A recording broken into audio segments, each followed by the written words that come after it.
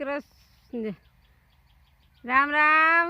જો જામફળ આપણા સરસ થઈ ગયા છે અને પાકી ગયા છે।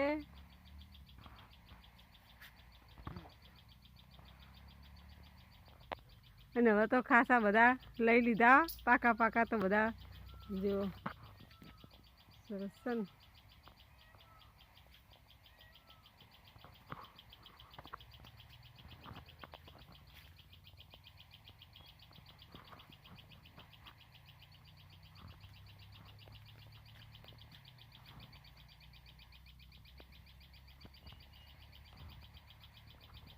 ખાસા જામફળ હતા।